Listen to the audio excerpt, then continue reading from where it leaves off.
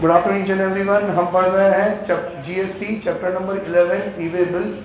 ई way bill का introduction कि sir what is E way bill, movement of goods का evidence, कब बनाना पड़ता है। सर ये बनाना पड़ता है हमको मूवमेंट ऑफ गुड्स के पहले, और डिटेल्स क्या आती है, कंसाइनर, कंसाइनी, ओरिजिन, डेस्टिनेशन और रूट, सारी चीज़ें गिवन होती है इसमें। इलेक्ट्रॉनिकली जनरेट होता है, एक तरीके कंप्लायंस मैकेनिज्म है जो इलेक्ट्रॉनिकली जनरेट होकर डिजिटल इंटरफेस के थ्रू ही क्रिएट होता है। ठीक है, नॉर्मल बात है कि ई वे बिल क्या है आप समझ ही चुके हो। ठीक है, अभी थोड़ी देर में मैं ई वे बिल का पोर्टल भी खोल दूंगा। कौन बनाएगा, by person causing movement prior to commencement of movement of goods, commencement start होने से पहले, क्योंकि वापस वही बात आती है, चेक नाके पे देख लिया ट्रक ड्राइवर ने कि पहले से पुलिस खड़ी है, तो फिर क्या कहेगा, सेठ जी ई वे बिल बना के भेज दो। अभी वो ई वे बिल आएगा उसके पास, आधे एक घंटे में आगे पहुंचेगा, वो टाइम देख लेगा, बच्चों ये तो आधे घंटे पहले ही बना हुआ और तू कब से चल। समझदारी ये है कि उसको कहीं पास में होटल या ढाबा बुक करा लेना चाहिए, ई वे बिल बन जाना चाहिए, एक दिन वहाँ रुकना चाहिए, जितना टाइम वहाँ से आने में उतना वेट करना चाहिए, फिर जाए वो आगे तो नहीं पकड़ेंगे। ठीक है, आगे रिक्वायरमेंट एंड बेनिफिट, क्या फ़ायदा है इसका। Result in elimination of state boundary check post, गलत है, स्टेट बाउंड्री चेक पोस्ट हटा ही नहीं सकते। स्टेट बाउंड्री चेक पोस्ट को फैसिलिटेट करने के लिए तो ई वे बिल बनाया जाता है ताकि वो लोग थॉरली चेक कर सके कौन सा माल कहाँ से जा रहा है, कब निकला, कब पहुँचेगा। ठीक है, फास्टर मूवमेंट ऑफ गुड्स, क्योंकि पहले सारी चीज़ें चेक करने में टाइम लगता था, वेरीफाई करने में टाइम लगता था, अब ये इलेक्ट्रॉनिकली है क्योंकि उनके पास पोर्टल पे सारी इंफॉर्मेशन ऑलरेडी आ चुकी है, तो चेकिंग जो होती है वो बहुत फास्टर वे में हो जाती है। आपके पास ई वे बिल है, वो ई वे बिल देखेगा, माल देखेगा, उसको लगता है प्रॉपर है तो जाने देगा। तो जहाँ चेकिंग में सबको पहले ट्रक खुलवा के देखते थे, एक एक चीज़ चेक करते थे, वो करवाने की अब ज़रूरत नहीं है। तो चेकिंग फास्ट हो गई, मूवमेंट फास्ट हो गया, इससे लॉजिस्टिक इंडस्ट्री को बहुत सारा फायदा हो। लॉजिस्टिक इंडस्ट्री मतलब ट्रांसपोर्टर को बहुत सारा फायदा हो। क्या फायदा हुआ सर, पहला it reduces the turn around time of truck. Turn around time of truck मतलब आपने शायद पहले कभी, अभी भी देखे तो होंगे आप लोगों ने, दिन के टाइम पे चेक पोस्ट के, अगर ये चेक पोस्ट है तो इधर लाइन से ट्रक खड़े रहते हैं। देखिए वो क्यों खड़े रहते हैं, हैवी व्हीकल्स की एंट्री क्या होती है, रात को होती है। ठीक है, अब यार दिन के टाइम पे और रात के टाइम पे भी खड़े रहते हैं, क्यों, क्योंकि वो ऑफिसर एक एक चीज़ क्या करता है, चेक करता है। मूवीज में दिखाते हैं ना, चेक करते हैं तो लाइन लग जाती है। ठीक है, तो अब जब चेक करता है, डिटेल में चेक करता है तो टाइम ज़्यादा लगता है। ई वे बिल के थ्रू चेकिंग ईजी हो गई, पास जल्दी हो गया, तो लौट के आने का जो टाइम था वो भी क्या हो गया, कम हो गया। तो टर्न अराउंड टाइम कम हो गया, ट्रेवल टाइम कम हो गया, कॉस्ट उनकी कम हो गई। ठीक है, क्या इंक्रीज हुआ, एवरेज डिस्टेंस ट्रेवल, कि जितने समय में पहले जितनी डिस्टेंस ट्रेवल करता था उससे क्या करता है, ये ज़्यादा ट्रेवल करता है। कंट्रोल ऑन टैक्स इवेजन, अब आप टैक्स इवेजन नहीं कर सकते, नहीं तो पहले बिल क्या कर दिए जाते थे, कैंसिल कर दिए जाते थे। फैसिलिटेटेड इन ट्रैकिंग, अब उसको आप इजीली क्या कर सकते हैं, ट्रैक कर सकते हैं, कहाँ तक पहुँचा, कहाँ पे निकला। ठीक है, how to generate e way bill, generate कैसे होगा सर, इलेक्ट्रॉनिकली जनरेट होगा। कहाँ से, कॉमन पोर्टल से, ई वे बिल nic.in और ई वे बिल gst.gav.in।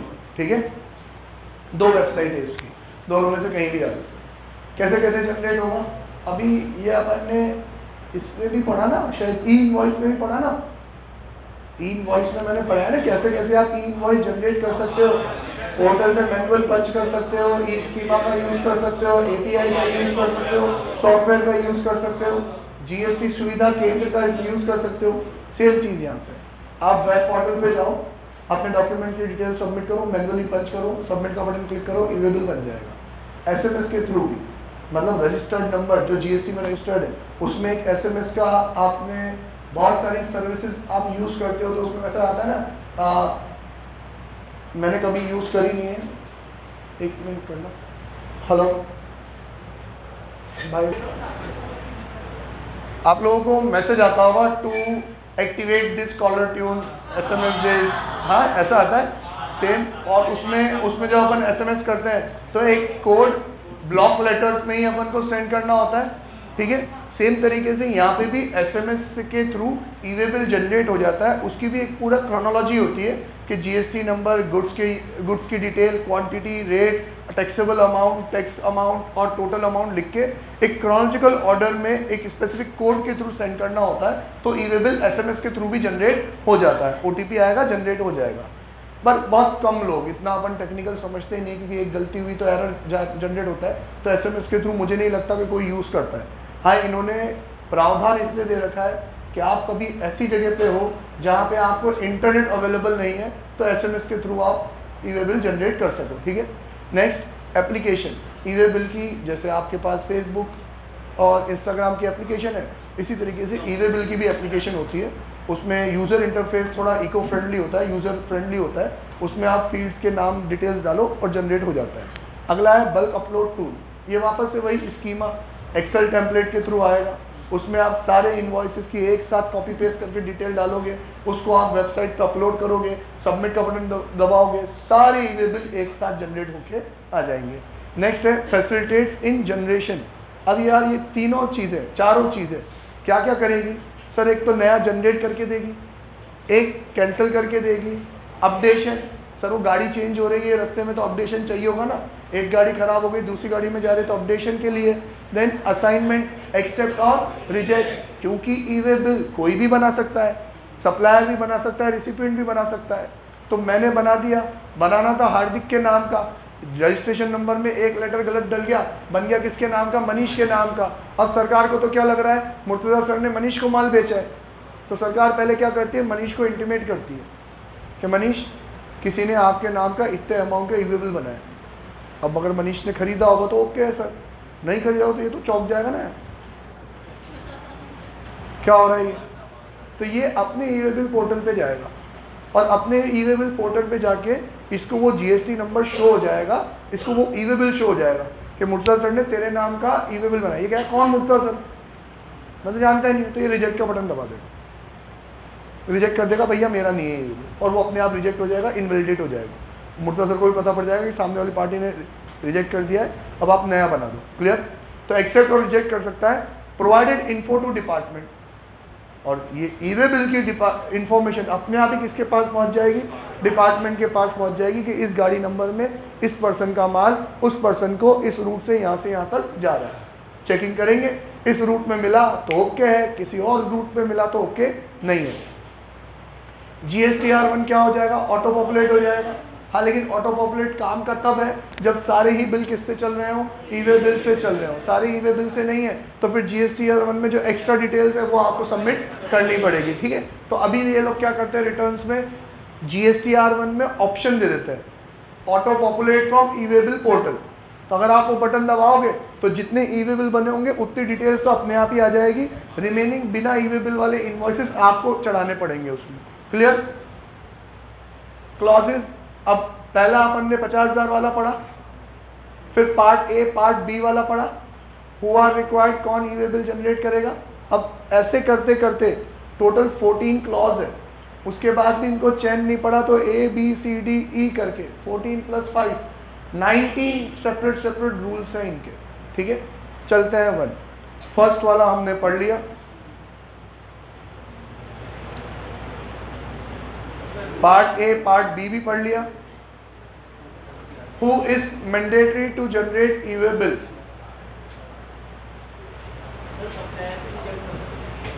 हाँ, सप्लायर रिजेक्ट नहीं करेगा, सप्लायर कैंसिल करेगा। जिसने बनाया है वो तो क्या करेगा, कैंसिल करेगा। जिसके लिए बनाया है वो एक्सेप्ट और रिजेक्ट करेगा। तूने बनाया तो मेरे पास आएगा तो मैं आप एक्सेप्ट रिजेक्ट कर सकता हूँ। रिसिपिएंट ने बनाया है तो सप्लायर एक्सेप्ट रिजेक्ट करेगा, सप्लायर ने बनाया तो रिसिपिएंट एक्सेप्ट रिजेक्ट करेगा। ठीक है।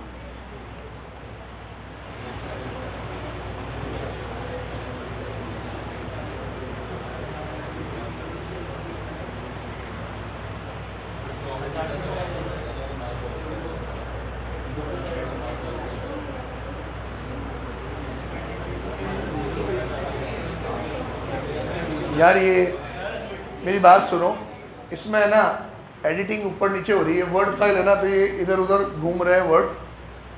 आप लोग आओ, आपको मैंने ई वे बिल 1 2 3 4 करके PDF डाल रखी है ना। मनीष तूने मेल करी थी ना उसको। अरे मुर्तज़ा अली एंड एसोसिएट्स, कितना सिंपल ईमेल आईडी है मेरी तो यार।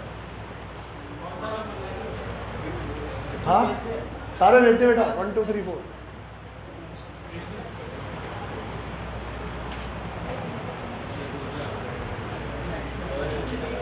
ओके तो थोड़ा स्पीड में पढ़ सकते हैं अपन। यहाँ देखो rule 138(3) who is mandatory required to generate e way bill. तो पहला, if goods are transported by registered person. अगर गुड्स कौन ट्रांसपोर्ट कर रहा है? रजिस्टर्ड पर्सन ट्रांसपोर्ट कर रहा है, तो वो एज अ कंसाइनर कर रहा हो कि एज अ कंसाइनी कर रहा हो। रजिस्टर्ड पर्सन अगर ट्रांसपोर्ट कर रहा है तो वो मतलब कंसाइनर हो कि कंसाइनी हो। इन्होंने सप्लायर और रिसिपिएंट नहीं बोला, कंसाइनर और कंसाइनी बोला। मतलब जिसके पास से जा रहे हैं और जिसके पास से जा रहे हैं, वो अगर रजिस्टर्ड पर्सन है तो फिर भाई क्या करना है, उसको ई वे बिल बनाना है। ठीक है, वो भले ही खुद की गाड़ी से ले जा रहा हो, किराए की गाड़ी से ले जा रहा हो, या पब्लिक ट्रांसपोर्ट के थ्रू ले जा रहा हो, कैसे भी लेके जाए ई वे बिल बनाना है। मतलब मान लो कि एक छोटा सा मैं एग्जाम्पल लेते हैं कि आपके पास कार है और आप कोई ऐसा आइटम खरीद के लेके गए जो आपकी कार में आराम से आ सकता है, तो भी आपको ई वे बिल बनाना है। कार क्या, कोई ऐसी चीज़ है जो आपके पॉकेट में आ सकती है और आप कार में जा रहे हो, तो भी ई वे बिल बनाना है। मीन्स आप सोनार से ज्वेलरी खरीद के लाए अपने बिजनेस के नाम से, बिजनेस के काम से, ठीक है, तो वो भी रजिस्टर्ड पर्सन, आप भी रजिस्टर्ड पर्सन। वाइस वर्सा, कोई एक भी हो तो सो ज्वेलरी सोना कितना सा होता है, पॉकेट में आ जाता है, और पॉकेट में आके मैं मेरी बाइक पे घूम रहा हूँ, तो मुझे उसका ई वे बिल बनाना है। ठीक है, बनाना ज़रूरी है, पकड़ा जाएगा तो सोना जाएगा। ठीक है, तुम बनाओ या वो बनाए, आइदर और। कौन? दोनों की ही लाइबिलिटी है ना बेटा, दोनों में से जो रजिस्टर्ड पर्सन उसकी लाइबिलिटी है, दोनों ही रजिस्टर्ड पर्सन तो दोनों की लाइबिलिटी है। ठीक है, हाँ, अनरजिस्टर्ड पर्सन एक्सेप्ट रिजेक्ट नहीं कर सकता, अनरजिस्टर्ड पर्सन नहीं कर सकता, रजिस्टर्ड पर्सन ही एक्सेप्ट रिजेक्ट कर सकता है। सारे काम का पोर्टल पे जाके ही होगा, अनरजिस्टर्ड पर्सन को पोर्टल का एक्सेस मिलेगा ही नहीं।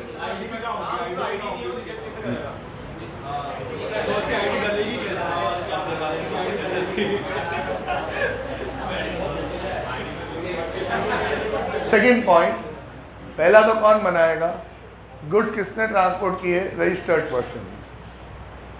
ई way bill not generated by registered person, registered person ने जनरेट नहीं किया, तो बाय द ट्रांसपोर्टर। क्या ट्रांसपोर्टर खुद जनरेट कर दे, नहीं तो गाड़ी पकड़ी जाएगी, सब कुछ पकड़ा जाएगा। ठीक है, देन वह goods transported by rail, air और vessel by registered person shall generate before और आफ्टर द मूवमेंट। इंपॉर्टेंट चीज देखो,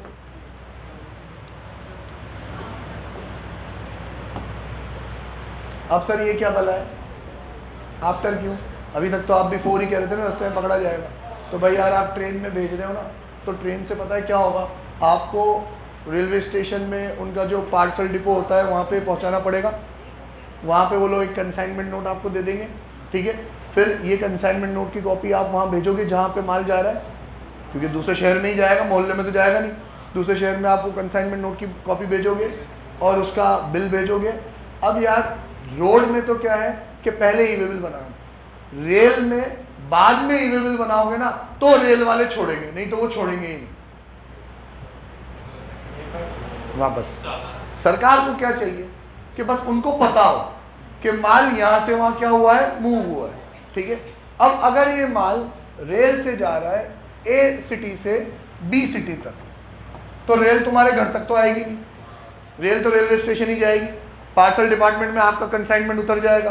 तो यार उन्होंने कहा कि जनरली तो पहले बनना चाहिए, यहाँ से चुप चुप गाड़ी चली यहाँ तक पहुँची तो जनरली तो पहले ई वे बिल बन जाना चाहिए।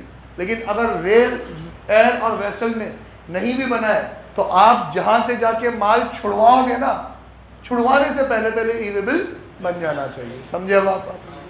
क्लियर है? माल रिसीव होने के बाद तो छोड़ेंगे ही नहीं वो माल, रेलवे डिपार्टमेंट वाले आपको माल देंगे ही नहीं जब तक आप क्या नहीं दोगे, ई वे बिल नहीं दोगे। ठीक है, तो पहले या बाद में, मूवमेंट कमेंस होने के पहले या बाद में बन सकता है, लेकिन कलेक्ट होने के पहले पहले बन जाना चाहिए। Clear?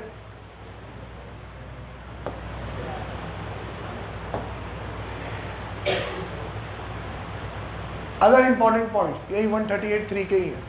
Transport bye rail e-way bill not required along with the journey.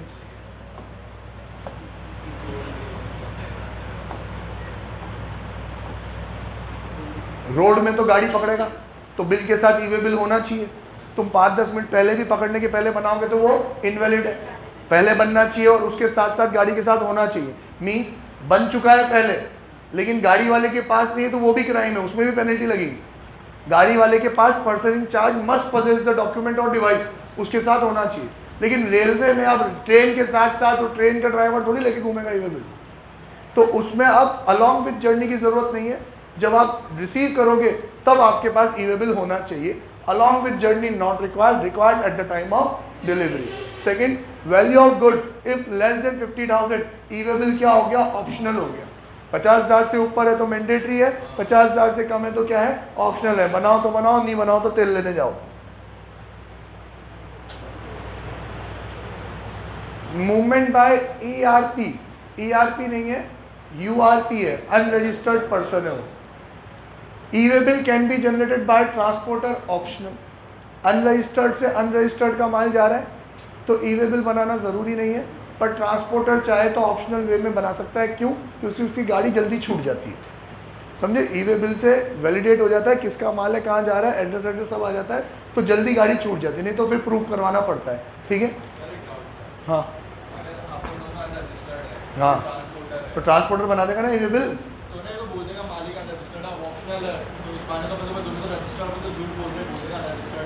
ऐसे कैसे, उसको प्रूफ तो देना पड़ेगा किसका माल है, किसको जा रहा है। हाँ, बाकी के बिल कंसाइनमेंट नोट तो सब कुछ होना पड़ेगा। सप्लायर अगर अनरजिस्टर्ड है और रिसिपिएंट रजिस्टर्ड है तो फिर डीम मूवमेंट किसका माना जाएगा, रिसिपिएंट का। देखो सबसे ऊपर क्या बोला कि जो मूवमेंट कॉज कर रहा है उसके ऊपर क्या लाइबिलिटी है ई-वे बिल की।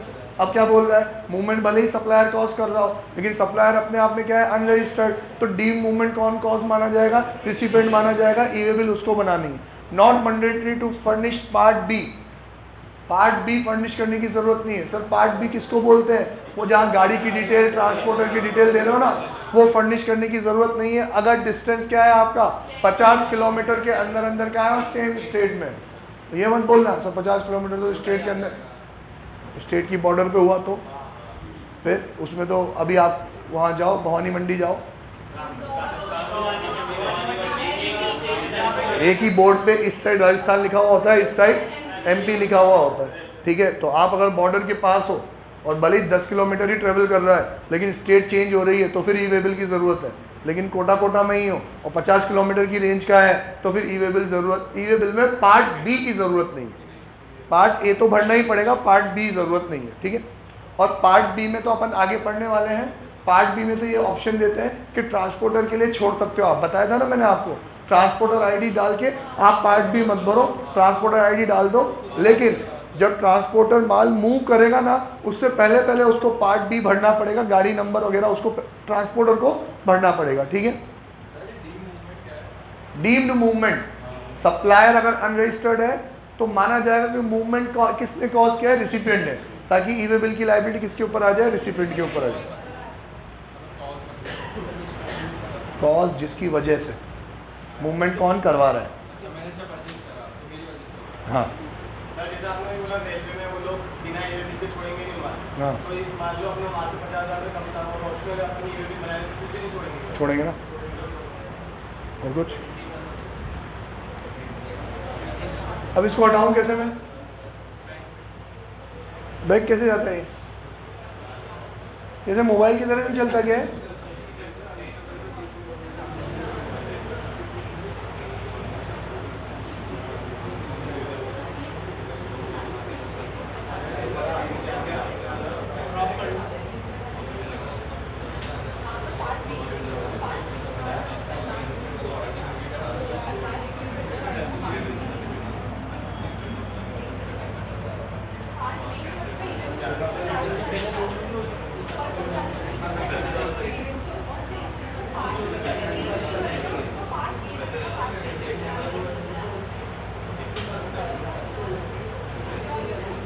यार कितनी अच्छी राइटिंग है, फालतू ही में लोग बुराई करते हैं मेरी। 138 4 यूनिक ई-वे बिल नंबर, छोटा सा ही है, क्या है, ई वे बिल का नंबर क्या होगा, यूनिक होगा, ताकि सब एक दूसरे से क्या हो जाए, अलग हो जाए। Made available to supplier, recipient and transporter. जैसे ही मेरे लिए कोई ई वे बिल जनरेट करेगा, मुझे अपने आप मैसेज आ जाएगा कि ये ई वे बिल नंबर आपको जनरेट किया गया है, ठीक है। 138.5 transfer from one consignor to another, conveyor to another. अब गाड़ी चेंज हो रही है ना आपकी, तो पार्ट भी आपको अपडेट करना पड़ेगा, और जो नई गाड़ी है उसका नंबर उसमें अपडेट करना पड़ेगा। Part B can be updated n number of time, part A can not be updated और अमेंडेड, आपको फिर वो कैंसिल ही करना पड़ेगा, ठीक है।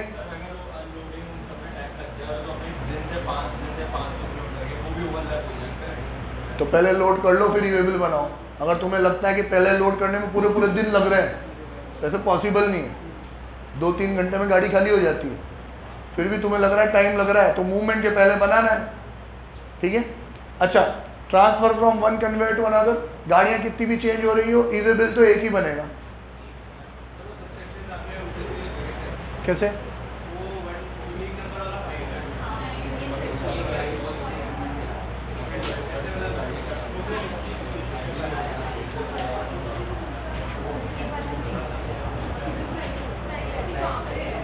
जब मैंने लिखे थे तब तो सही थे, अभी की गारंटी तो मैं भी नहीं ले रहा हूँ। पॉइंट अलग है, रूल, सब रूल यही है, ठीक है। तो ये सब रूल ही लिखे हुए हैं। ले भाई जल्दी आओ यार, लल्लू लल्लू बातें हैं, तुम्हें समझ में आए?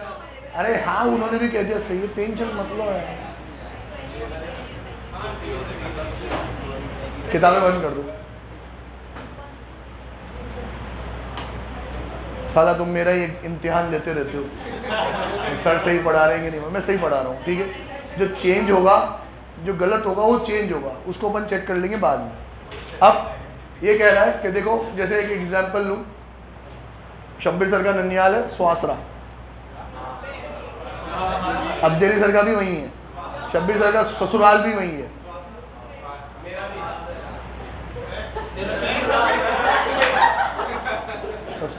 ननियाल पैदा तो वही हुआ है।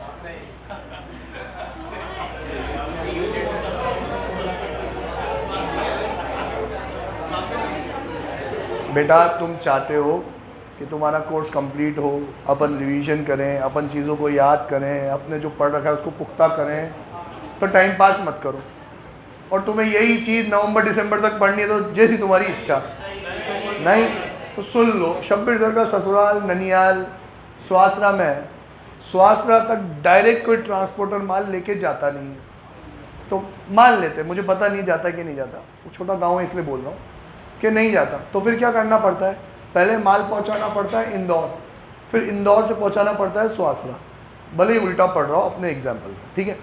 तो अब पहले एक गाड़ी लेके जाएगी कहाँ पे, इंदौर, फिर दूसरी गाड़ी से कहाँ जाएगा वो सुहासरा, 2 गाड़ी चेंज हुई, तो ई वे बिल 2 बनेंगे, 1 बनेंगे, एक ही बनेगा। पार्ट बी क्या हो जाएगा, अपडेट हो जाएगा। ऐसे 2 टुकड़ों में जाए कि 3 टुकड़ों में जाए, तो जितनी बड़ी जर्नी होगी कन्वेंस उतने ही क्या होते जाएंगे, चेंज होते जाएंगे, पार्ट बी चेंज होता जाएगा, ठीक है।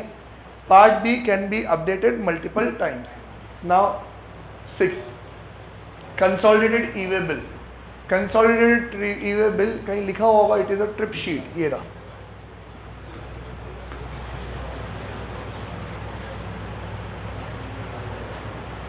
घूमने फिरने तो जाते होंगे तुम लोग।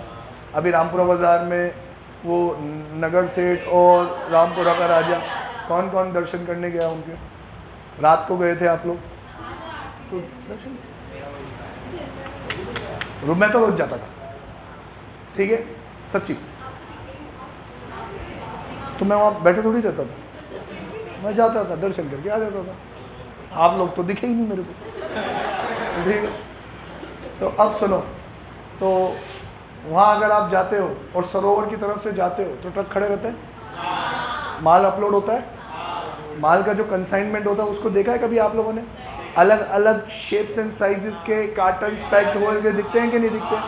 तो ये ट्रांसपोर्टर का बिजनेस करने का मॉडस ऑपरेंडी क्या होता है कि मैं एक ट्रांसपोर्टर हूँ, मेरा ट्रक यहाँ से जयपुर जा रहा है, सारे व्यापारी को पता है कि मेरा ट्रक यहाँ से जयपुर जा रहा है, मेरे जैसे 5 ट्रांसपोर्टर और बैठे हैं, सब अपनी अपनी रेट तलाशेंगे, ठीक है। इन सब को अपना माल जयपुर पहुँचाना है, तो किसी के गुड्स कम होंगे, किसी के ज़्यादा होंगे, किसी का कार्टन साइज़ छोटा होगा, किसी का बड़ा होगा, किसी के गुड्स डायरेक्टली पैक्ड होंगे, किसी के थर्माकोल में पैक्ड होंगे, XYZ। कोई स्पेस कम लेगा, कोई स्पेस ज़्यादा लेगा। तो जो ट्रांसपोर्टर है वो अपनी रेट कैसे बताता है, क्या साइज़ है और क्या वेट है, दोनों चीज़, साइज भी और वेट भी। साइज ज़्यादा है तो पैसे ज़्यादा है, वेट ज़्यादा है तो पैसे ज़्यादा है, ठीक है। तो किसी का माल छोटा, किसी का माल बड़ा। अब भाई हार्दिक को अपना माल जयपुर में किसी एक्स डीलर को पहुंचाना है, मनीष को किसी को वाई को, इसी तरीके से रोहित को किसी जी को, ऐसे करते करते मेरे पूरे ट्रक में 50 व्यापारी के अलग अलग कंसाइनमेंट है। उसको मैं उनके शेप एंड साइज और वेट के हिसाब से अलग अलग तरीके से जमाता हूँ। भारी वजन नीचे रखता हूँ, हल्का सामान ऊपर रखता हूँ, बड़ी चीज़ें नीचे रखता हूँ, छोटी चीज़ें ऊपर रखता हूँ। समझते हो ना? जैसे हम हमारी अलमारी जमाते हैं, जैसे हम हमारी कभी बुक शेल्फ जमाते हैं, वैसे वो ट्रक जमाता है। तो उस ट्रक में न जाने कितने लोगों के गुड्स होते हैं, सबका बिल होना चाहिए, सबका ई वे बिल होना चाहिए। और ये सारी चीज़ कौन कैरी करके चलेगा? ट्रक का ड्राइवर। तो एक तरीके से ट्रक का ड्राइवर तो पूरी एक पुलिंदा लेके चलेगा, चलेगा कि नहीं चलेगा? 50 इनवॉइस 50 ई वे बिल उसके पास होने चाहिए। और अगर 50 नहीं है तो 100 इनवॉइस 100 ई वे बिल। तो से तो 100 कागज़ संभालना वो ड्राइवर साला, वो ड्राइवर ही क्यों करता अगर पढ़ा लिखा होता तो, ठीक है। तो उसके लिए तो कागज़ संभालना बहुत भारी बात है। उसके लिए तो मालिक क्या देगा? उसको एक फ़ाइल बना के देगा, फोल्डर, कि बेटा पुलिस ऑफिसर आया, फोल्डर दे देना। और वो जैसे ही कोई आएगा फोल्डर दे देगा, वो कहेगा अरे मैं तो लिफ्ट मांग रहा हूँ, ठीक है। अब आप ढूंढते रहो सर। तो इतने कागज़ में जब चीज़ें ज़्यादा हो जाती है तो उसकी इम्पोर्टेंस क्या हो जाती है? कम हो जाती है। तो ई वे बिल वालों ने एक और फ़ायदा निकाला कि आप एक काम करो, जितने भी ई वे बिल्स हैं उनको आप पोर्टल पे चढ़ाओ। कौन चढ़ाएगा? ट्रांसपोर्टर चलाएगा। सारे ई वे बिल के नंबर पोर्टल पे चढ़ाओ और एक consolidated e way bill generate कर लो। अब एक सिंगल पेपर में ही सारे बिल्स की डिटेल आ जाएगी। सर कैसे आएगी? वो सिंगल पेपर एक तरीके का सिर्फ ट्रिप शीट होगा, उसमें सिर्फ और सिर्फ ई वे बिल के नंबर्स लिखे हुए होंगे। आप कोई सा भी ई वे बिल नंबर अपने सिस्टम में डालो, वो जीएसटी ऑफिस अपने नंबर में डालेगा और उसको सारी डिटेल आ जाएगी। वो even consolidated e way bill का नंबर डालेगा तो उसके पास सारे ई वे बिल की डिटेल्स आ जाएगी, एक एक को क्लिक कर करके देखता रहेगा। समझ में आया? तो इतने सारे कागज़ जो कैरी करने थे उसके बदले में सिंगल पीस ऑफ पेपर से ही क्या हो जाएगा? हमारा काम हो जाएगा। समझे कि नहीं? तो ये होता है ई वे बिल। इस कंसोलिडेटेड ई वे बिल में कोई एक्स्ट्रा इंफॉर्मेशन नहीं होती, सिर्फ और सिर्फ इसमें वो जो मल्टीपल ई वे बिल्स हैं उनके ई वे बिल नंबर लिखे हुए होते हैं। कोई अलग सा फॉर्मेट नहीं होता, सिर्फ ये एक एक्सेल शीट है, ट्रिप शीट है जिसमें सारे ई वे बिल नंबर लिखे हुए होंगे, बस, ठीक है। तो where multiple consignment has been transported in a single conveyance, एक सिंगल गाड़ी में बहुत सारी चीज़ें जा रही हैं, ट्रांसपोर्टर कैन जनरेट। कौन जनरेट कर सकता है? मतलब सप्लायर, और वो तो नहीं कर सकता, ट्रांसपोर्टर कर सकता है। Can generate consolidated e way bill. खैर ये मेरे लिखने की गलती है, सप्लायर और रेसिपिएंट भी कर सकता है। सर कैसे? कि मैं सप्लायर हूँ, मैंने जयपुर में ही 20 लोगों को माल बेचा है, तो दिन भर में पूरा माल पैक करके सबके अलग अलग पैकेट बना के एक ट्रांसपोर्टर को भेजा है मैंने, ठीक है। और सर आप जयपुर पहुँचा देना अपने ऑफिस में, सब अपना अपना माल आके लेते रहेंगे। तो मैं भी consolidated e way bill generate कर सकता हूँ। It is a trip sheet contain details of multiple E way bill. It does not have any validity, इसकी कोई वैलिडिटी नहीं होती। क्यों सर? क्योंकि वैलिडिटी तो सिंगल ई वे बिल की होती है ना, और हर ई वे बिल उसके डिस्टेंस से मैटर करता है। जितना ज़्यादा डिस्टेंस होगा उसकी वैलिडिटी उतने ही दिनों में चली जाएगी। तो इस कंसोलिडेटेड ई वे बिल की कोई वैलिडिटी नहीं होती, ये तो सिर्फ कंटेन करता है मल्टीपल ई वे बिल्स, ठीक है। और ई वे बिल का जो फॉर्मेट है उसको बोलते हैं EWB 01। Consolidated e way bill का जो फॉर्मेट है EWB 02।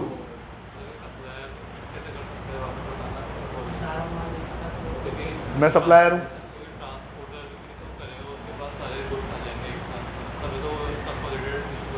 ठीक है। मेरा एक क्लाइंट है, उसकी पानी की जो टंकी आती है ना, उसकी मैन्युफैक्चरिंग है। तो वो क्या करता है अपना माल बेचने के लिए, क्योंकि जब भी व्यापारियों के पास ऑर्डर लेने जाए तो ऑर्डर लेने में व्यापारी नाटक करता है, तो वो तो क्या करता है अपनी पानी की टंकियों का ट्रक भरता है और ऑर्डर लेने ट्रक के साथ ही जाता है, और जो जितनी बोलता है उसको उतार के जाता है। समझे कि नहीं? मतलब वो जो कुल्फ़ी बेचने वाला निकलता है ना घंटी बजा के, वैसे ही वो अपना ट्रक लेके निकलता है, सेम तरीके से ऐसे रखता हुआ ही आता है। तो अब मेरे पास खुद की गाड़ी है और मुझे अब माल पहुंचाना है मेरे 5 डीलरों को, तो 5 डीलर के 5 ई वे बिल का एक single consolidated e way bill मैं बना सकता हूँ, ठीक है। सिंपल कंसेप्ट है, आप लोगों को समझ में आ रहा होगा, ठीक है। Okay, next, transporter can generate e way bill. जब दोनों ही कौन है? अनरजिस्टर्ड है, दोनों ने जनरेट नहीं किया, या दोनों रजिस्टर्ड है लेकिन दोनों ने जनरेट नहीं किया, तो भी ट्रांसपोर्टर जनरेट कर सकता है। Transporter can generate e way bill where supplier और recipient both has not generated e way bill, aggregate value of consignment exceeds 50,000। अच्छा, ये भी एक बात है। अब क्या कह रहे हैं कि ट्रांसपोर्टर को सारे व्यापारियों ने अपना माल दिया, इसका 10, इसका 20, इसका 30, इसका 40, इसका 50, इसका 60, सबका अलग अलग करके। तो जिसका 50,000 से ज़्यादा था उसने तो अपना अपना ई वे बिल बनाया, लेकिन ये जो एक दो इक्का दुक्का जिनके 10-10, 20-20 हज़ार रुपये के थे, 50 से कम थे, तो उनके ऊपर ई वे बिल मैंडेटरी नहीं थे। तो अब ट्रांसपोर्टर की जिम्मेदारी कि कलेक्टिवली ये 50,000 से ज़्यादा है तो इसका ई वे बिल तुम बनाओगे। Transporter can generate e way bill 01 and E way bill 02। 1 5 जनों का सिंगल ई वे बिल भी बनेगा और उस 5 का एक कंसोलिडेटेड ई वे बिल भी बनेगा। मतलब रास्ते पे माल बिना ई वे बिल के नहीं। समझ में आई कि नहीं आई बात? अब मैं ट्रांसपोर्टर हूँ, आप सब लोगों ने मुझे अपने अपने कंसाइनमेंट सौंप दिए, मैं एक सोर्स से उसको, ऐसा होता है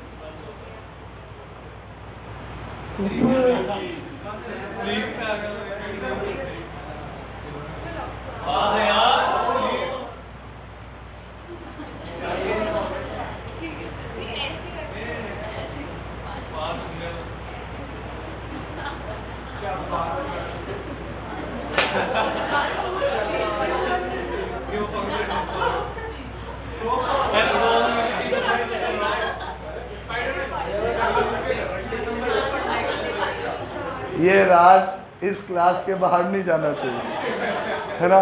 किसी और को पता नहीं पड़ना चाहिए, ठीक है? ये मैंने डिस्कवर करा, है ना?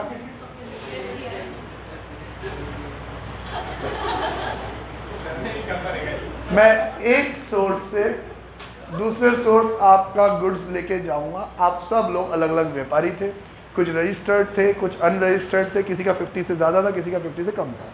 तो जो लोग मुझे 50 से ज़्यादा थे, रजिस्टर्ड थे, तो वो लोग अपना अपना ई वे बिल बना के दे जाएंगे।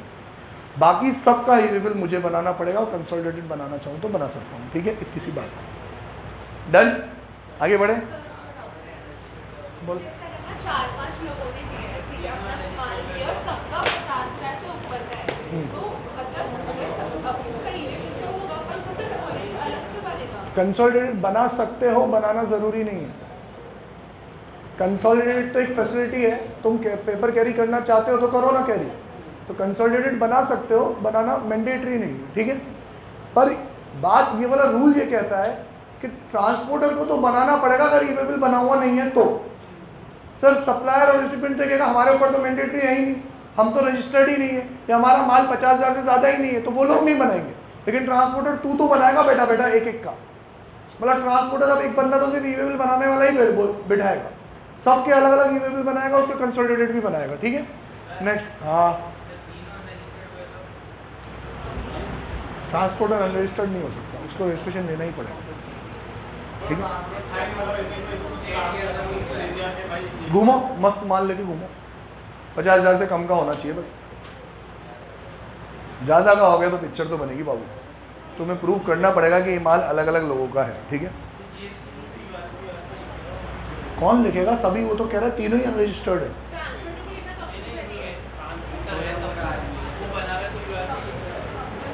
क्या? रजिस्ट्रेशन लेना कंपलसरी नहीं है, पर लेते ही। रजिस्ट्रेशन लेना कंपलसरी नहीं हो सकता ना, अपन ने रजिस्ट्रेशन का चैप्टर पढ़ तो लिया, उसमें ट्रांसपोर्टर कहीं आया क्या सेक्शन 24 में या 23 में? नहीं आया है ना, तो वो तो थ्रेशोल्ड लिमिट पे ही चलेगा। ई वे बिल क्या कहता है? बिना ई वे बिल के गुड्स नहीं हो सकता, ठीक है?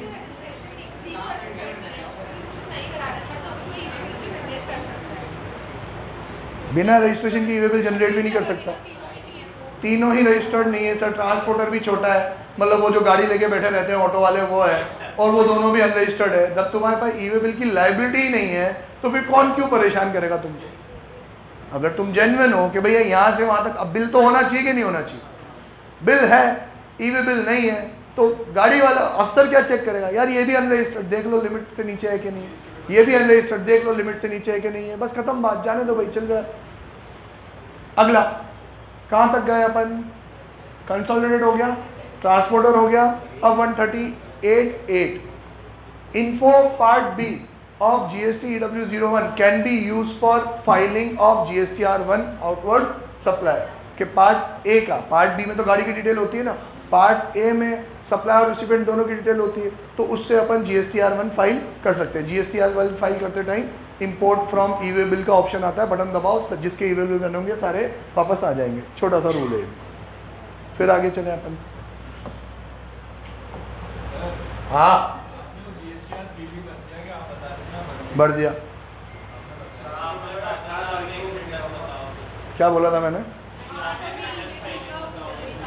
फिर मैंने नहीं बताया, मतलब मेरी गलती है। तेल लेने जाओ फिर। बेटा मैं तो बहुत सारी चीज़ें,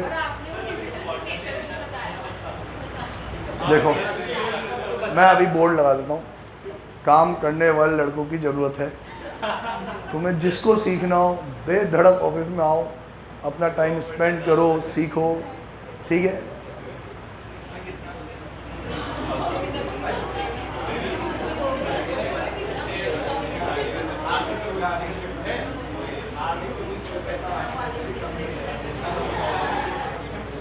अबे कहाँ है यार, ये एक पेपर आ भी नहीं रहा, एक उसमें।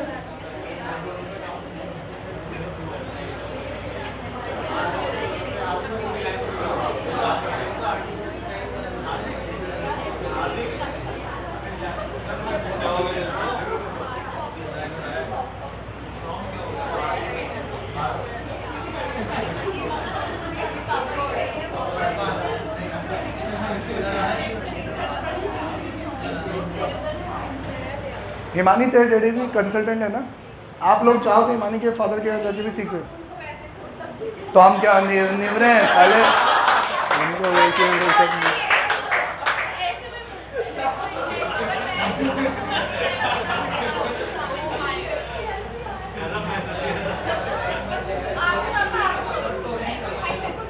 ये तो गलत है यार, उनको वैसे ही फुर्सत नहीं है। उनको बोल आदमी रखे, एम्प्लॉय रखे और रखे बेटा, उनको फुर्सत लेनी चाहिए ना, खुद का बिजनेस है तो फुर्सत लेना ना लेना अपने हाथ में। देख मैं तो फ्री बैठता हूँ बिल्कुल, तो फिर ये भी मैनेज कर लेंगे ना। हाँ यार ले आगे, अपना काम भी हो गया, उनको तो फुर्सत नहीं है। क्या बताना है?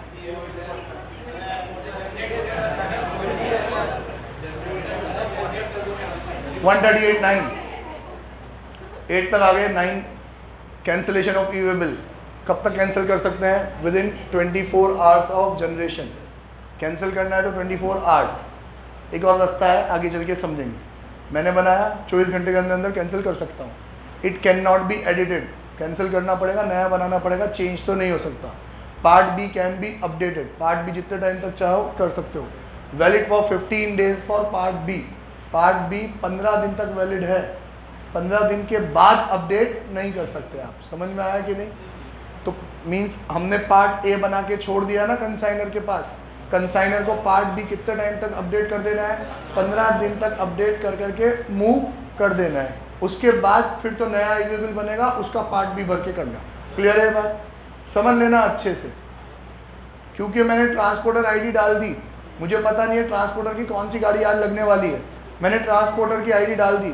अब ये ट्रांसपोर्टर साले कमीने होते हैं, इनके पास मान लो एक गाड़ी का माल है और थोड़ा एक्स्ट्रा भी माल है जिसमें पूरी गाड़ी तो नहीं भर सकती, तो ये अपनी 2 गाड़ी थोड़ी भेजेंगे आज, तो ये तो एक ही गाड़ी भेजेंगे। जो माल इसको लगता है कि यार ये डीलर परेशान नहीं करेगा, इसका माल इतना अर्जेंट नहीं है, उसका माल अपने पास ही रख लेंगे, अगले दिन अगली गाड़ी में भेजेंगे।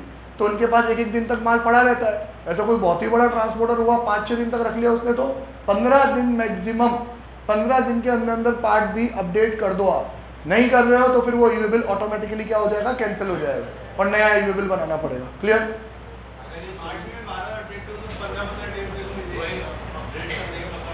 पार्ट भी जैसे ही आपने भर दिया ना तो फिर उसकी वैलिडिटी चालू हो जाएगी। अभी पढ़ेंगे अपन।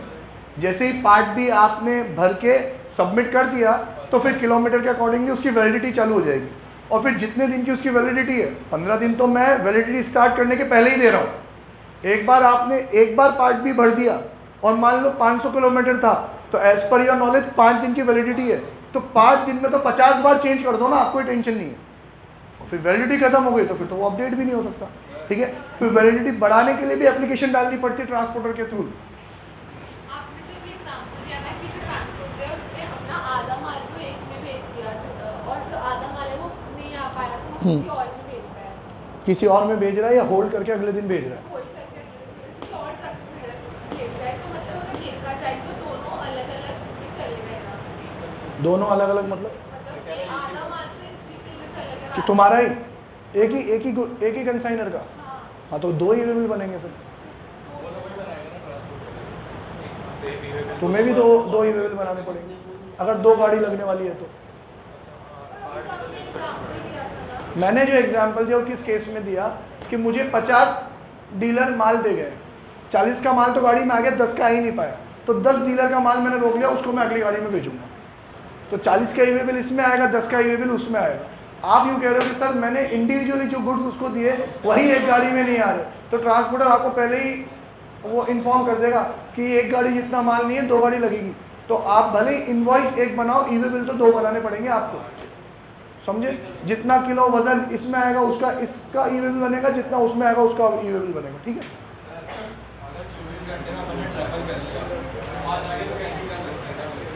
हाँ ये लूप होल है, लेकिन रास्ते में अगर वो चेक हो गया तो ये लोग स्कैन कर देते हैं, तो फिर तो नहीं कर सकते आप, ठीक है।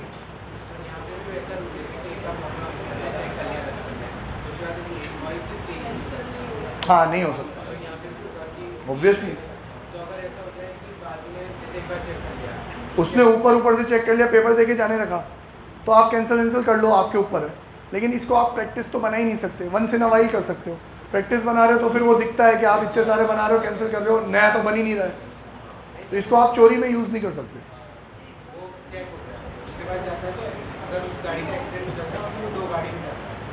ऐसा थोड़ी है, चेक हो गया सर, एक नाके में चेक हो गया, अब मेरी ये गाड़ी यहीं तक जाने वाली थी, दूसरी गाड़ी लगने वाली है मेरी हो, तो वो अपडेट तो हो सकता है ना, अपडेट में थोड़ी प्रॉब्लम है, ठीक है। मज़ा आ गया। 15 दिन बेटा मैं क्या कह रहा हूँ, 15 दिन वैलिडिटी स्टार्ट करने के पहले कह रहा हूँ, समझ लो आप लोग कि ये मेरा सप्लायर, इसने अपना ये कंसाइनमेंट किसको दे दिया, ट्रांसपोर्टर को दे दिया। अब ट्रांसपोर्टर कौन सा ट्रक लगाता है, उसके पास तो ट्रक 1, ट्रक 2, ट्रक 3 बहुत सारी गाड़ियाँ हैं, मुझे नहीं पता ना कौन सा लगेगा, तो मैं तो उसको सौंप के आ गया, उसको सौंप के आ गया तो मैंने पार्ट ए फिल कर लिया, बी में उसकी आईडी डाल दी, तो बी अब उसके भरोसे हो गया कि बी कौन अपडेट करेगा, ट्रांसपोर्टर। अब ट्रांसपोर्टर को क्या करना है, जब वो गाड़ी लोड करे और गाड़ी चलने को निकले, तो ए गाड़ी 1 हो, 2 हो कि 3 हो, जो गाड़ी हो वो गाड़ी नंबर 3 पार्ट बी में अपडेट कर दे, अपडेट कर और गाड़ी को मूव कर। तो ये गाड़ी मूव करने से पहले 15 दिन दिए जा रहे हैं, समझ में आ रहा है कि नहीं आ रहा? सुन तो सही, अपडेट कर दिया, अब अपडेट कर दिया, अब गाड़ी चलने लग गई। जैसे ही ये फर्स्ट टाइम अपडेट हुआ, सबमिट का बटन क्लिक होगा, सबमिट का बटन क्लिक होगा तो आपकी वैलिडिटी डिटरमाइन हो जाएगी। 500 किलोमीटर है, 5 दिन की वैलिडिटी है। अब 5 दिन में आपकी ये गाड़ी यहाँ से यहाँ पहुँचेगी, ठीक है। इसके बीच में आप गाड़ी कितनी भी बार चेंज करो, वो मल्टीपल टाइम अपडेट हो सकता है। 15 दिन तो वैलिडिटी स्टार्ट करने के पहले वाला बात बता रहे हैं हम। वैलिडिटी स्टार्ट हो जाए, जितने दिन की वैलिडिटी, उसमें n नंबर ऑफ टाइम्स तक आप अपडेट कर सकते हो पार्ट बी। क्लियर है? और कोई डाउट?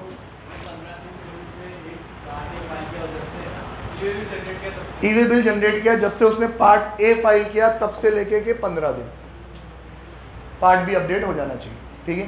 एक बार हो गया, वैलिडिटी स्टार्ट हो जाएगी, वैलिडिटी में मल्टीपल टाइम करते रहो आप, ठीक है। हाँ, अगर आप गाड़ी लेके गए तो आपने हो गया सब ईवे में ट्रांसपोर्ट में बीच में आप गाड़ी टूट गई, कुछ हो गया तो लोडिंग बहुत ज़्यादा कर देते, जो 5 दिन की वैलिडिटी ओवर हो गई, फिर क्या करेंगे? आएगा रूल, आगे रूल आएगा। वैलिडिटी एक्सटेंड कैसे करेंगे ये आगे सिखाएंगे वो हम। 138.10 validity period of e-way bill. अब इसमें आप अपनी बुक्स ओपन कर लो प्लीज,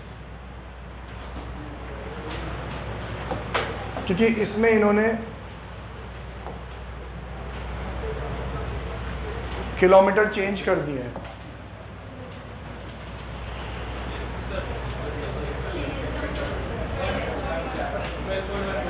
$12.15 12 पे आ गए क्या भाई? 11 था क्या टैक्स इनवॉइस? फिर बीच में कौन सा है? अकाउंट से। ठीक है ठीक है ठीक है ठीक है, आ गया क्या? अब इसमें बस ये देखो, ये हाँ बस बस बस बस बस बस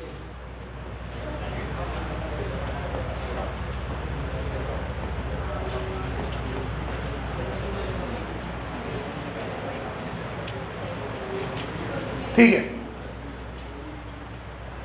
अभी ये लास्ट ईयर चेंज हुआ है कि पहले पर 100 किलोमीटर एक दिन था, अब 200 किलोमीटर पे एक दिन बोला है उन्होंने।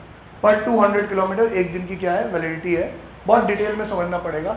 Validity period of e way bill, distance within country, validity from relevant date. अब वैलिडिटी फ्रॉम रिलेवेंट डेट ये भी मैं थोड़ा आगे चल के समझाऊंगा, अभी तो एक दिन दो दिन समझ लो।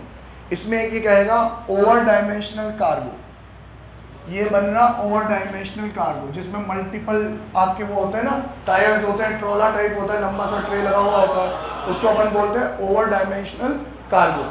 ठीक है, ODC। ओवर डायमेंशनल कार्गो के लिए अलग रूल है, other than over dimensional cargo के लिए सेम रूल है। क्या रूल है? हर 200 किलोमीटर के लिए एक दिन, हर 200 किलोमीटर के लिए एक दिन। तो मैं अपन अपना 500 किलोमीटर वाला स्टैंडर्ड एग्जांपल लेते हैं, तो पहले 200 के लिए एक दिन, दूसरे 200 के लिए एक दिन, और अगले 100 के लिए एक दिन, मतलब 3 दिन की वैलिडिटी हो गई। ठीक है, मान लो 580 किलोमीटर होता तो भी 3 दिन, 610 किलोमीटर होता तो 4 दिन। समझ गए कि नहीं समझे? ठीक है, अगला अप टू 200 किलोमीटर है, 10, 20, 30, 40, 50 करके 199 किलोमीटर है। 200 किलोमीटर फिक्स है तो एक दिन, 201 किलोमीटर है तो 2 दिन। ठीक है ना। ओवर डायमेंशनल कार्गो है तो सिर्फ 20 किलोमीटर के लिए, क्योंकि वो बहुत धीरे धीरे चलते हैं। ठीक है, तो उनके लिए हर 20 किलोमीटर के लिए एक दिन, मीन्स 75 किलोमीटर का उनको डिस्टेंस कवर करना है तो कितने दिन होंगे? 4 दिन। 5 किलोमीटर का करना है तो एक दिन, 105 किलोमीटर का करना है तो 6 दिन। कर लोगे ना ये चीज? ठीक है, ओके। अब ये वाला प्रैक्टिकल के लिए, प्रैक्टिकल क्वेश्चन आए उसके लिए इंपॉर्टेंट है। अभी तक सारी चीजें थियोरेटिकल चल रही है। अब ये कह रहा है वैलिडिटी कैसे स्टार्ट करते हैं, कैसे काउंट करते हैं, इसका एक बहुत अच्छा एग्जांपल ले रखा है, समझना। वैलिडिटी स्टार्ट होगी, start when entry is made in part B, जो आपको 15 दिन के अंदर अंदर तो कर ही देनी है। तो जब से आपने एंट्री करी, पार्ट बी फिल किया, सबमिट का बटन दबाया, आपकी वैलिडिटी स्टार्ट होगी। वैलिडिटी कैसे स्टार्ट होगी जरा समझना, कि जिस दिन आपने पार्ट बी सबमिट किया ना, उसको तो काउंट ही नहीं करते। वापस बोलो, जिस दिन आपने पार्ट बी सबमिट किया वो दिन काउंट नहीं होगा, उसके बाद 3 दिन 4 दिन। एग्जाम्पल, 500 किलोमीटर था, नॉर्मल व्हीकल था, आपने क्या सोचा सब 500 किलोमीटर तो 200 के हिसाब से कितने दिन लगेंगे? 3 दिन।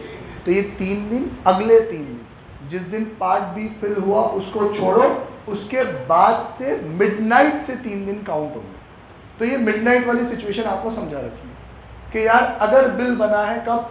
11:54 PM, है ना। 11:54 PM मतलब 12 बजने में 6 मिनट बाकी थे बस। तो एक दिन पहले 16 तारीख को ही बन गया ईवे बिल, 16 तारीख को बिल बन गया, तो ईवे बिल कहाँ से स्टार्ट होगा?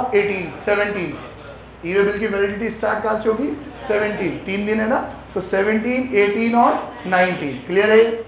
लेकिन अगर मान लो 10 मिनट बाद ईवे बिल बनाया होता तो, 12:04 पे बनाया होता तो ईवे बिल बना कब है? 17 काउंट नहीं करना, 18, 19 और 20 इज योर वैलिडिटी। 20 से पहले पहले 20 तारीख को रात को 12 बजने से पहले, 21वीं तारीख लगने से पहले पहले माल पहुंच जाना चाहिए। 21वीं तारीख लगी और बिल सड़क पे मिला, मतलब बिल का माल सड़क पे मिला, तो ईवे बिल एक्सपायर हो चुका है। ईवे बिल एक्सपायर हो चुका है, इसका मतलब कोई ईवे बिल नहीं है। ठीक है, अगर वो रात में बना 12:10 पे और अपन माल ले गए, उसी दिन पकड़ लिया, वैलिडिटी अगले दिन चालू हो जाएगी। ऐसा थोड़ी है बेटा, ऐसा थोड़ी है कि अब 12 बजे भी ट्रक चालू होगा। वैलिडिटी की काउंटिंग वहाँ से चालू, मतलब जिस दिन से बना उस दिन से वैलिड है अगले 3 दिन तक। क्योंकि अब ऑफिस टाइम में काम हो रहा है, सर शाम को बिल बन रहा है, तो ये दिन तो खत्म ही हो गया ना। आप 3 दिन कहोगे तो या तो फिर टाइम से टाइम चलाओ, जितने बिल बने, जिस टाइम पे ईवे बिल बने तब से चलाओ। और ये एक प्रोसीजरल एस्पेक्ट है, क्योंकि मेरे क्लाइंट मुझे ईवे बिल बनाने को बोलते हैं, मैं न जाने कब ईवे बिल बना के भेजता हूँ उनको। तो अब आप टाइम से टाइम गिनने पड़ जाओ। कई बार तो मैं ईवे बिल बना देता हूँ, शेयर करना रह जाता हूँ, वो बेचारा गाड़ी रोक के बैठा रहता है मेरे चक्कर में। फिर 1-2 घंटे बाद, क्योंकि उनको पता है मेरी क्लासेस रहती है, तो वो 1-2 घंटे बाद फ़ोन करता है कि फ्री हो गया हो तो ईवे बिल बना दो। मैं कहता हूँ सॉरी यार, बन गया था, मैं भेजना भूल गया। अब बन तो कब का क्या, मतलब उसकी वैलिडिटी उसी टाइम से चालू हो जाए क्या? नहीं। तो वैलिडिटी के जो 3 दिन है वो गिने कब से जाएंगे? अगले दिन से। इसका मतलब वैलिड कब तक है? आज का दिन जब से ईवे बिल बना है तब से लेके अगले और 3 दिन तक वो वैलिड है। समझ में आया? ठीक है, ओके। ओवर डायमेंशनल कार्गो 1 दिन का 20 kilometre. Extension of validity period कि सर अब एक्सटेंड करवाना है। क्यों एक्सटेंड करवाना है? एक्सीडेंट हो गया सर, टाइम लग गया, टायर ही पंचर हो गया सर, पेट्रोल ही खत्म हो गया, कोई भी रीज़न हो सकता है, XYZ रीज़न हो सकता है। तो कौन करेगा? By commissioner for certain goods as may be prescribe. वो चाहे तो खुद से ही कर दे कि इन गुड्स के लिए अब जो वैलिडिटी है वो ये रहेगी। ठीक है, 10 किलोमीटर पे 1 दिन रहेगा, 5 किलोमीटर पे, जो भी वो चाहे वो। और अगर हम चाहते हैं कि हो तो बाय ट्रांसपोर्टर बिफोर 8 आवर्स और after 8 hours from expiry of validity. 16 घंटे की विंडो है आपकी। रात को 12 बजे वैलिडिटी एक्सपायर होगी, ईच एंड एवरी केस में रात को 12 बजे ही होगी, क्योंकि जिस दिन ईवे बिल बना हो तो तुमने छोड़ ही दिया, और दिन देश में ही होता है। तो रात को 12 बजे के पहले के 8 घंटे और अगले 8 घंटे। ठीक है, पहले के 8 घंटे मतलब 12 में से 8 माइनस कर दो, कितने हो गए? 4। शाम को 4 बजे से लेके कि सुबह 8 बजे तक आप क्या कर सकते हो? एक्सटेंशन के लिए अप्लाई कर सकते हो कि सर प्लीज़ एक्सटेंड किया जाए, मेरे गाड़ी नहीं पहुंच रही है। ठीक है, और अगर ये जो 5 से 8 घंटे उसके बीच में किसी ने पकड़ दिया, 12 बजे के बाद हाँ तो वो तो विंडो है ना उसके पास, वो कह देगा कि सर नहीं पहुंच पाया, explain the reason in detail. ठीक है, ऑनलाइन ही अप्लाई करना होता है, ट्रांसपोर्टर अपने पोर्टल से ऑनलाइन अप्लाई करेगा और रीज़न वहाँ पोर्टल पे लिख देगा और वैलिडिटी बढ़ जाती है, टेंशन नहीं। चलिए तो ऐसे 12 बजे के बाद 2-3 घंटे में पहुंच गया, वहाँ मेरे को जनरेट करने की जरूरत ही नहीं है।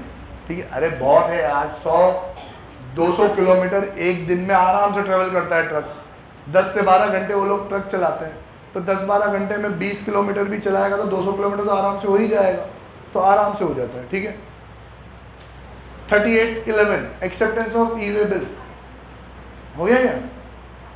चारुल तो चल जाए। बहुत ज़्यादा हो जाता है। 43 तो होगा।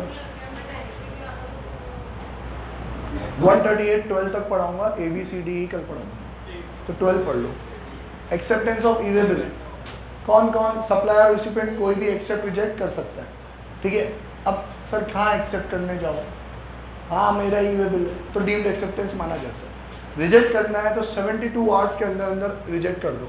जैसे ही आपके पास SMS आया कि किसी पार्टी ने आपके नाम का ईवे बिल बनाया है, तो 72 आवर्स और time of delivery of good which ever is earlier. Sir 72 hours में तो 72 आवर्स मतलब 3 दिन हो गए, 3 दिन में तो माल ही आ जाएगा। तो डिलीवरी और 72 hours which ever is earlier से पहले पहले आप क्या कर सकते हो? रिजेक्ट कर सकते हो। रिजेक्ट नहीं करोगे तो हम तो मान लेंगे कि माल तो आया है आपके पास, अब कहाँ गया माल, जवाब दो। ठीक है,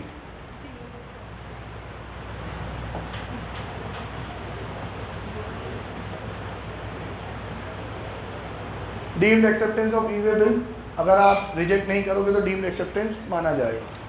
138(13) e-way bill generated is, sorry मैं ABCD वाली बात याद रख ले, 12 वाली बात गलती से मैंने बोल दी। एक लाइन का तो है, इसमें क्या कर लो तुम लोग।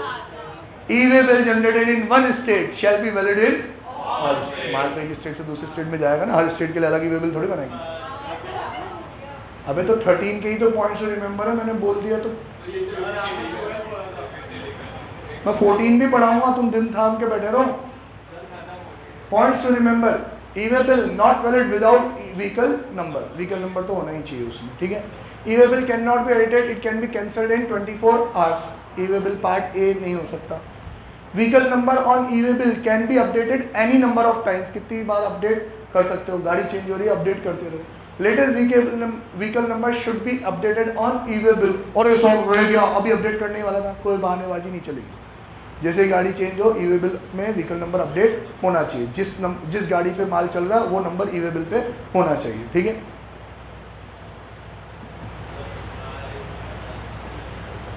पी कहाँ से बेटा, तुम भी तो खून चूसते हो मेरा, मैं कुछ कहता हूँ क्या? तो क्या हुआ, जाके सो भी तो जाओगे, मेरे को ये सुख कहाँ मिलेगा? मैं सिर्फ 14 पढ़ाऊंगा ना बेटा, ABCD तो बाद में पढ़ाऊंगा, इसी तुम्हें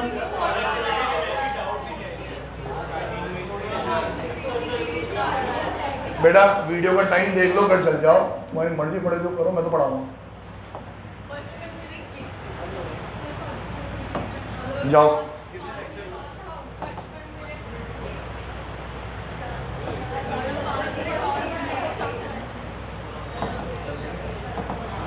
अबे क्या ये भी मजाक कर रहे हैं अपने साथ?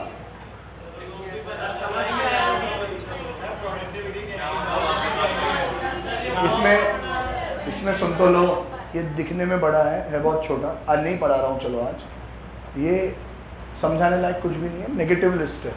नेगेटिव लिस्ट है मतलब इन आइटम्स के लिए ई वे बिल बनाने की ज़रूरत नहीं है, तो ये आपको याद रखना है।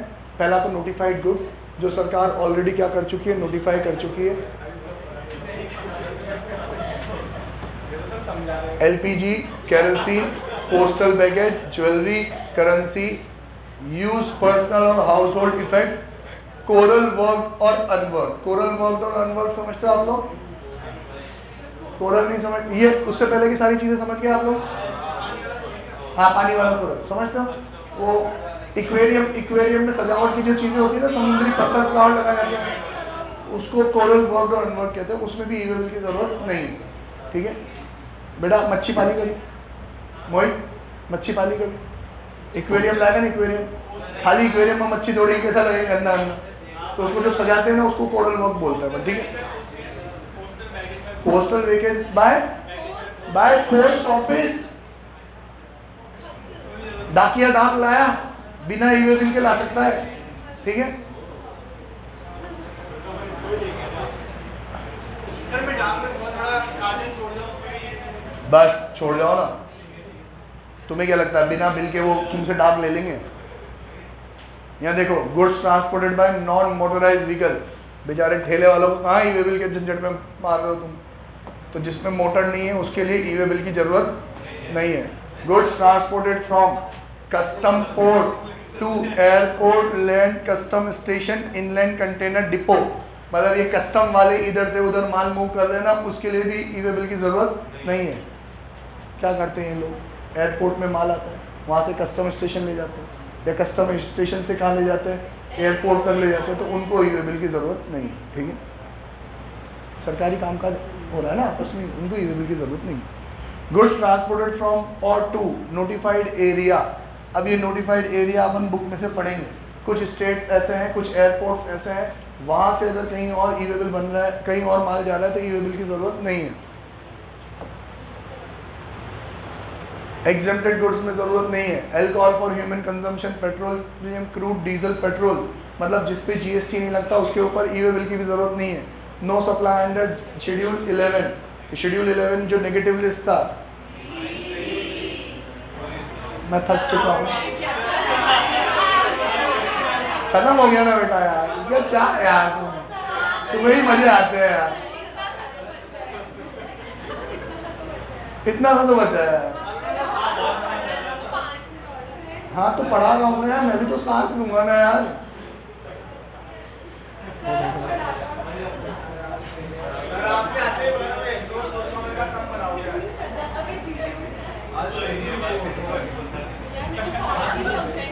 हेडेक होने लग गया चारों ले यार।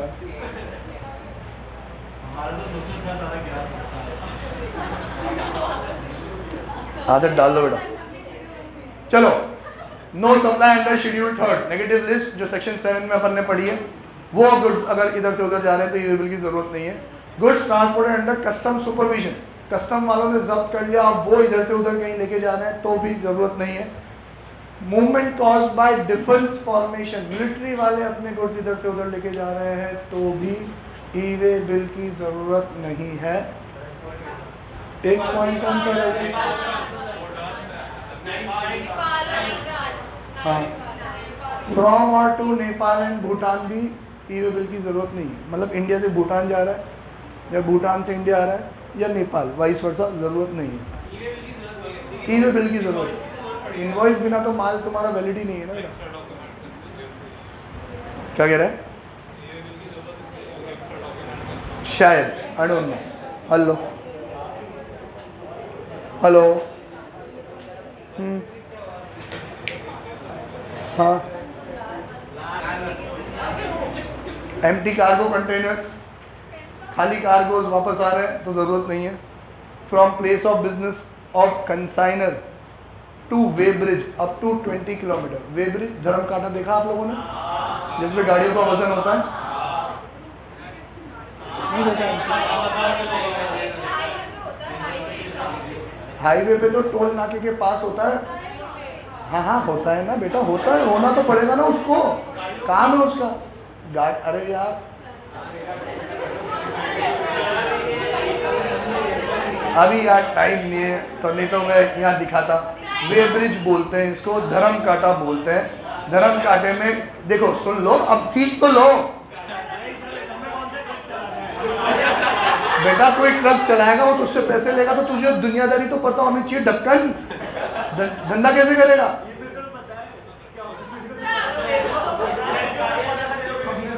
तेरे को पता है क्या होता है? बता, चल सिद्धि तू बता क्या होता है?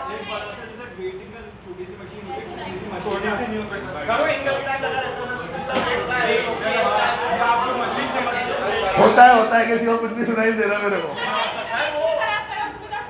तो ये समझाने का दे रहे मेरे को। मैं तुम्हें दिखाता हूँ, चलो।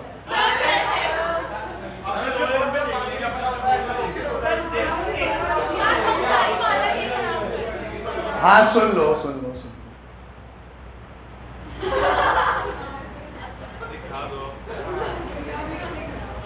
तराजू देखते हो ना आप लोग?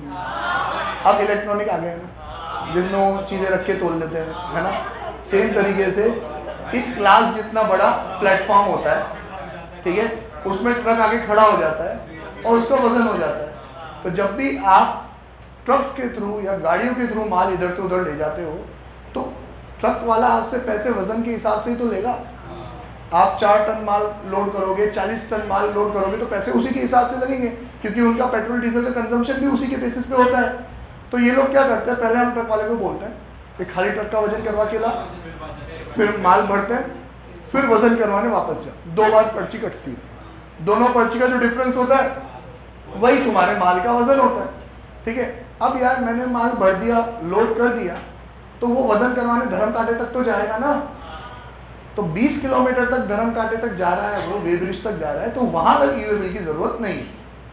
समझ में आया?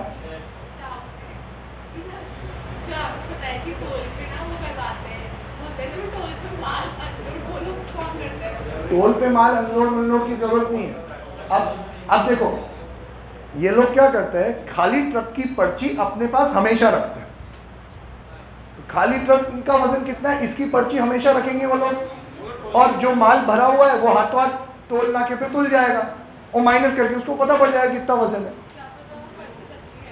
वो पर्ची सच्ची है कि नहीं है, तो टोल नाका बरसों से वहीं पे बैठा हुआ है, उनको गाड़ी देख के पता पड़ जाता है कि इस गाड़ी का वजन 1 टन है, 2 टन है, 1.5 टन है, क्या है, ठीक है। इंटरनेट पे उनके पास पूरी लिस्ट होती है। हाँ हाँ ठीक।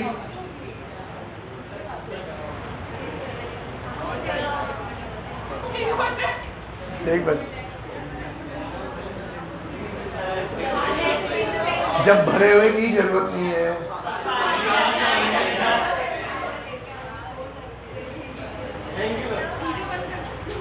बाय टाटा।